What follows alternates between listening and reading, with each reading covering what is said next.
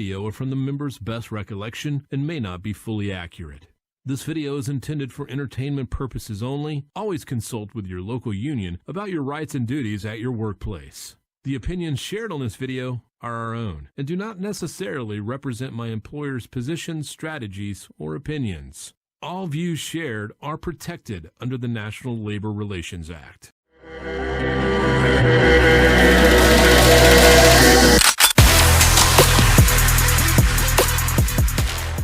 Hello, brothers and sisters. Welcome to another episode of the Biweekly Grievance. Today we have a special guest from the IBT, Vincent Perrone, who is a trustee for the International Brotherhood of Teamsters. He's the Eastern Regional Director of Package for the IBT, as well as the President and Principal Officer of Local 804 in New York. Vinnie, welcome to the show. Could you introduce yourself to the rank and file members on the show? Hey, thanks, Dan. It's good to be on. My name, like you said, is Vincent Perrone. I'm a principal officer at Teamsters Local 804 in New York City. Also on the GEB as a trustee for the IBT.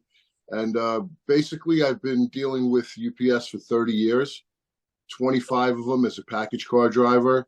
We were elected, my slate was in 2019. We took office in January. And we jumped right into a contract negotiation. So I can still say that I know how to use a dyad. Let's put it that way. I asked you on today to ask you a few questions to try to help some of the members that are looking for direction from the International.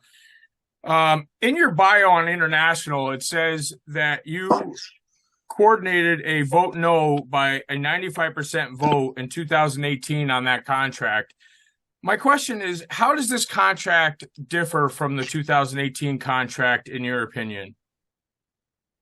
Okay, well, that's a fair point. And just to be clear, Dan, I didn't coordinate. Nobody could coordinate a vote no of that magnitude. It was a group effort. I was just a cog in the machine, if you want to put it that way. And there were valid reasons for it. I mean, the main reason for it was because it was a concessionary contract and because we saw back then what the 22-4 position would do to the package car ranks.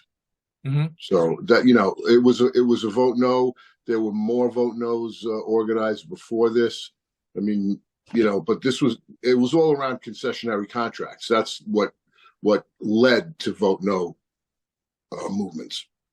What are some of the stronger points of this tentative agreement that we're currently voting on? Well, I will say that the whole agreement across the board, there's improvements. So, I mean, from, you want to say AC in the package cars to, all the safety improvements like the heat shields to the tremendous, again, I was a package car driver for 25 years. I never saw pay increases like this, again, across the board for our full-timers and especially for our part-timers too.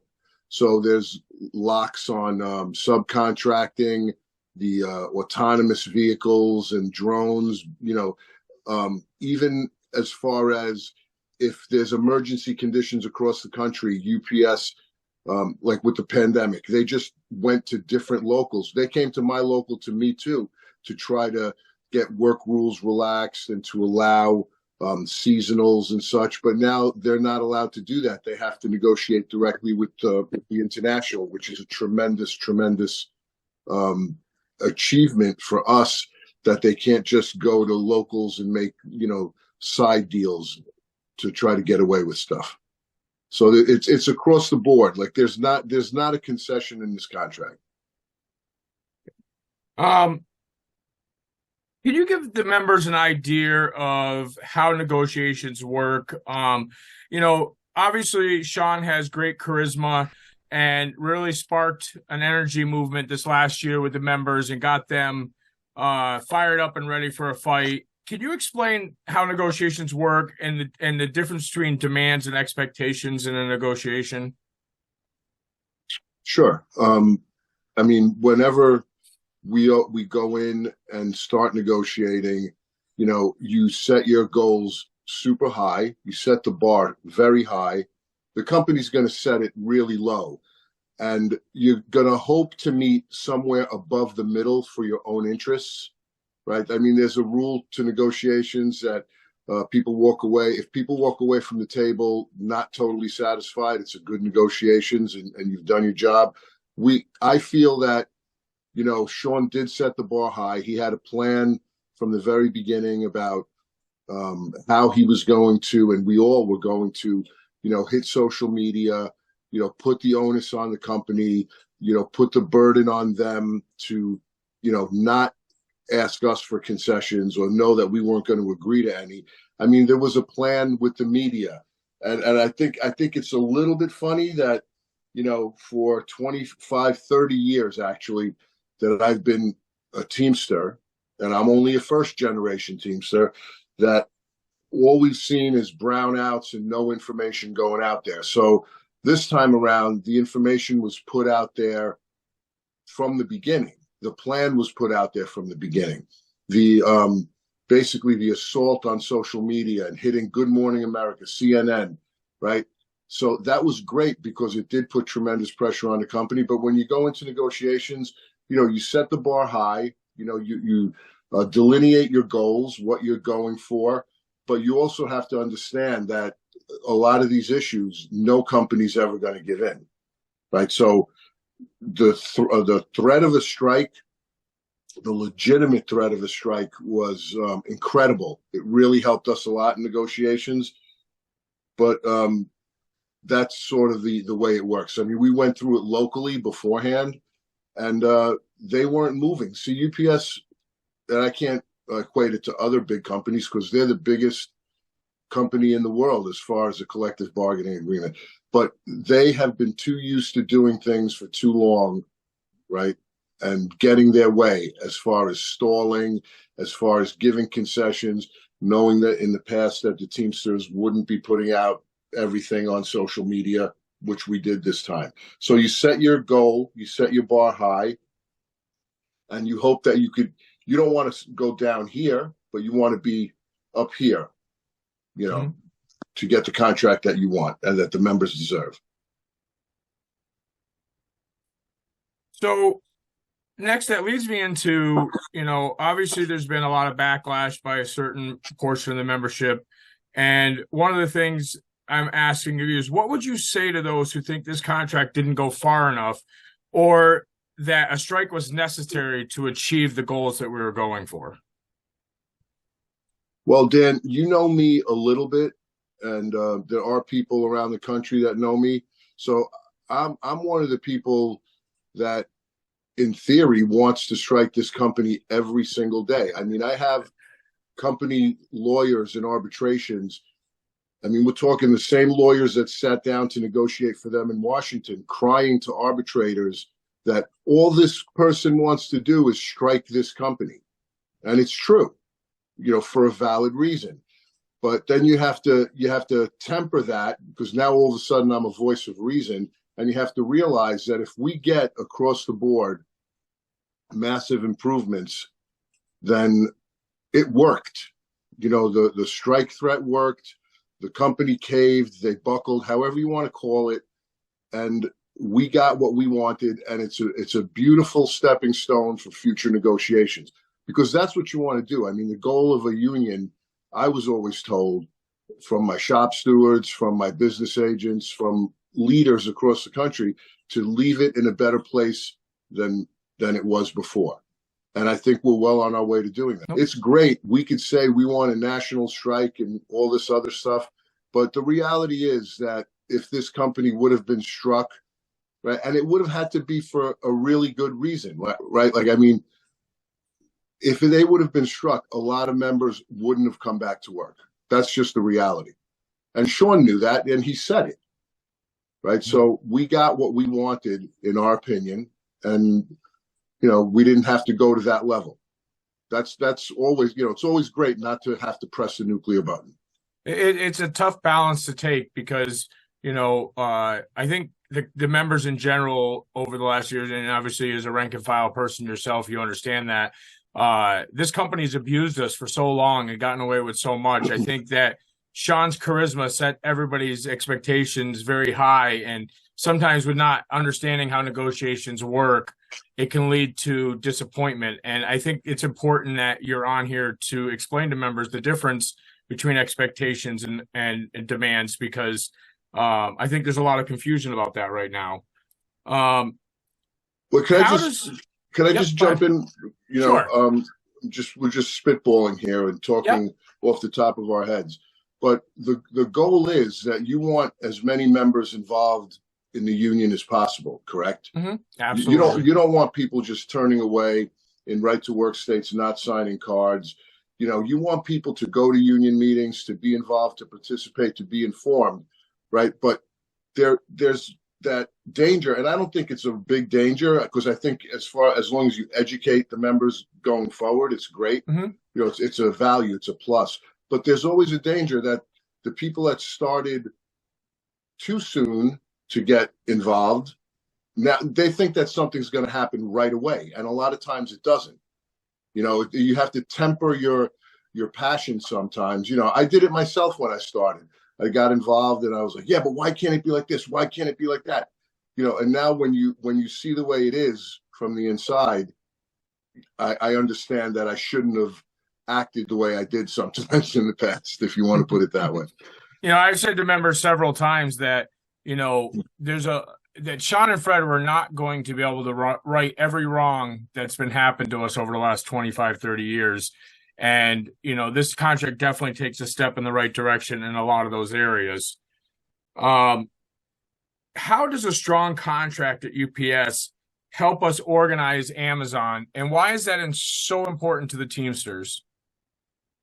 Well, it's not only Amazon, but you know, you don't want to go into trying to organize a unit like that, or even FedEx, which, you know, with that we've failed to do in the past as Teamsters, and show them subpar agreements. But at my local union meetings, I have Amazon workers coming to our local meetings saying how great these meetings are and how they want to be Teamsters, right? So you have to build a momentum, and you have to show a group of, let's say, Amazon workers what solidarity and what having a contract can do for you. But a contract is only worth paper unless we enforce it. Mm-hmm. Okay, I've been here, like I said, for 25 years on a package car, and I've seen this company do some of the most dastardly, dirty, disgusting things.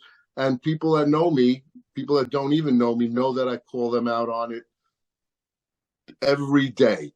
It just happened. It just happened again yesterday. But we have to enforce this contract.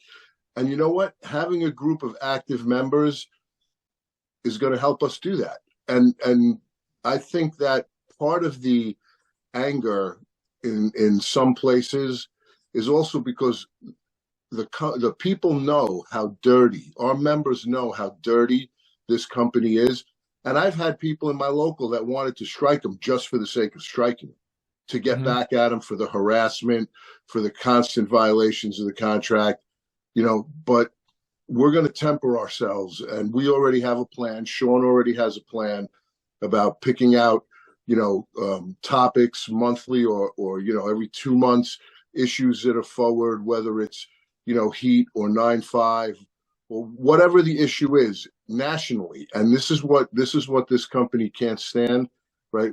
We're doing a little bit of infighting right now, which is hurting us, but this company can't stand the fact that Teamsters around the country are actually helping each other out and on the same page. I have union leaders from the West Coast and from down in the central states flying up here for an arbitration tomorrow that's going to kick the shit out of UPS. And that's the way it should be. We need to all stick together. You know, I said in my last episode that, you know, the infighting isn't good, but where I see a positive in that is that members are finally awake for the first time that I've ever seen. Like, this is the energy and the conversation and the fact that they're talking is good stuff. And we just need to back off on the attacks and just keep working towards bettering this contract. I've seen stuff out that, you know, Sean and Fred are going to follow up this contract with enforcement training and getting people out there to enforce the language, which brings me to my last question. Once the contract is ratified, how do members go about helping to enforce the contract and the language? And over the next 5 years, how do members prepare for an even stronger contract in 2028? Well, enforcement takes involvement. You have to be involved in enforcing the contract.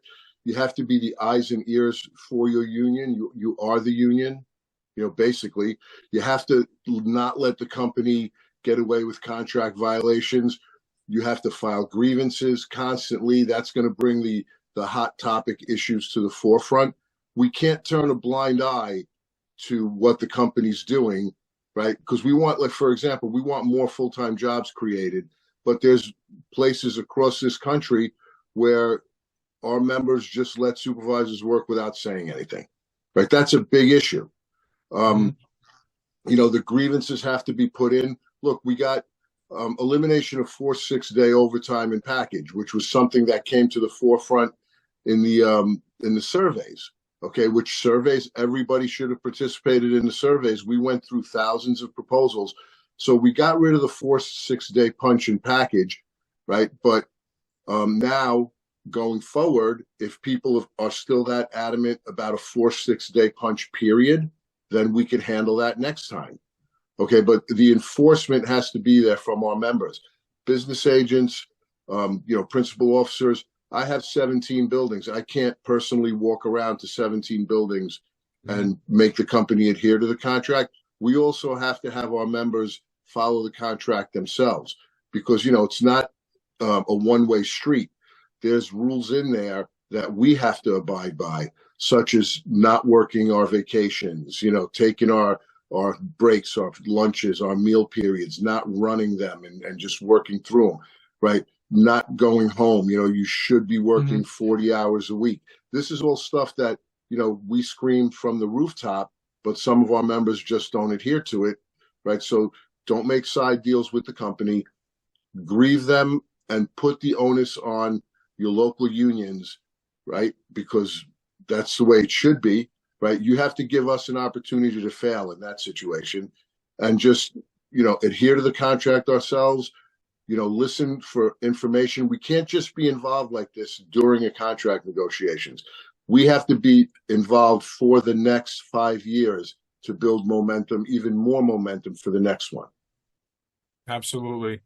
Vinnie, I appreciate your time, and I know the members are going to appreciate your calm demeanor. I mean, I know that's not what you're known for, but you but you definitely have a calming demeanor when it comes to explaining to members why this stuff's so important. And I just thought it was important for members to hear from somebody on the international level. So I appreciate your time very much, and I look forward to seeing you again in the future. We've had run-ins in the past, and I'm sure we'll have more in the future. So I look forward to working with you and enforcing this contract moving forward. I appreciate your time. Thanks, Dan. And just to wind it up and end it, the only people I yell at are the dirty, black-hearted, soulless bastards that run that company that you work for. Hey, brothers and sisters. So that was Vinnie Perrone. For those of you who don't know him, he is just an average Joe. He's a good guy, very approachable. Certainly one of the most fiercest Teamsters I've ever met. He fights hard for his members. He's not afraid to take on management. He probably hates UPS just as much as I do. As you heard, he is basically rank and file. He was a package car delivery driver up until about 4 years ago. So he hasn't been out of the seat to the point where he doesn't know where he came from or doesn't understand the reality of what happens at UPS.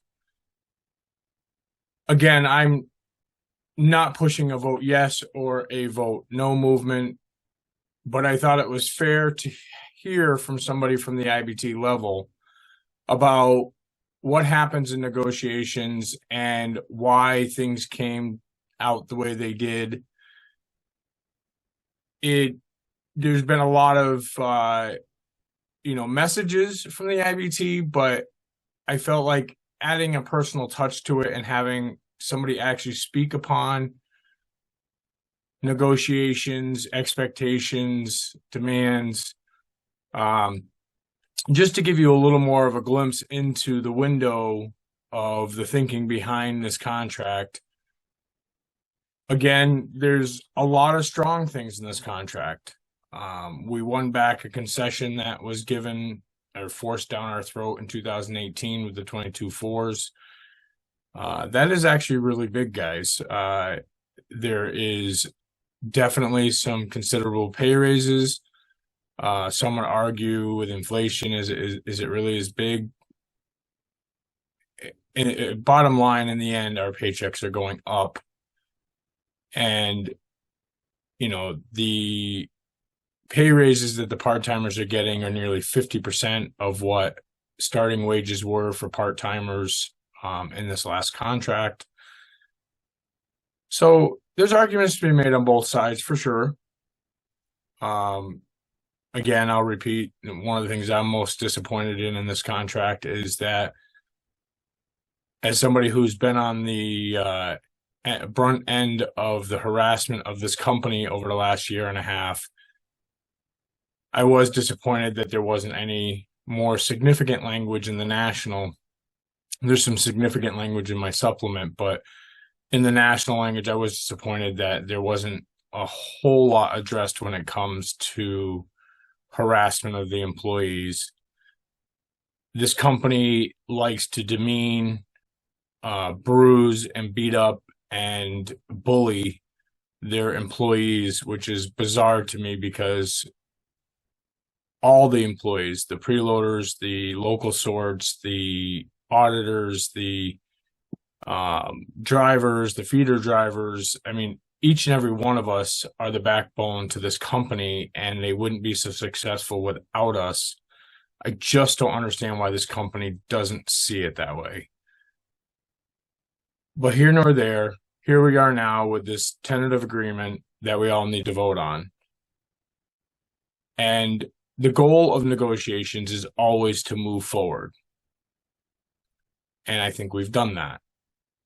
Does it go far enough? Well, there's arguments on both sides of that. I do think that members need to think hard and clear about what this contract does or doesn't do. It is a democratic process. So I think members need to vote their opinion. I think that this contract is solid. Again, probably one of the strongest contracts I've had in my career, and that goes back 23 years. Did we expect more? Yeah, we did. A lot of that has to do with the fact that, we've been suppressed by our previous leadership, and I think we all expected that this was going to solve all our problems just because we had a more militant leadership in the IBT. But realistically, were we ever going to gain everything that we haven't been getting over the last 20 years in one contract? No, we weren't. Did we make significant gains? Absolutely. And I urge you to please look at both sides of this. Don't pick one topic and say, oh, I'm voting no because of this one thing. That's absurd. I think if you look at the totality of this contract, there were significant gains. Would we have gained more through a strike? Probably. But what would the downside of that have been? Would members have lost their jobs? Yes. Would they have been layoffs where they probably would have came back sooner than later? Probably. But there are risks to strikes. There are risks to pushing it that far. With all the gains that we made, whether you like them or not, public perception might have turned on us if we ended up on strike. The company would have pushed and pushed and pushed, which they already are, about how much money we make. They won't decipher between, full-time package car feeder drivers versus the part-timers or some of the other positions in the company. All they're going to do is tout how much the higher paid employees are making. And with the amount of raises that we got in this contract, it definitely would have made that a harder sell. So, everybody take a deep breath. This is a democratic process. Vote. Very important. Membership's awake. And I truly want you guys to look beyond just this vote. We need to be united, whether this contract gets ratified as is or whether they go back to the table for more because it gets voted down. Ultimately, we are a team. We are one union with one mission to better our work environment for all employees.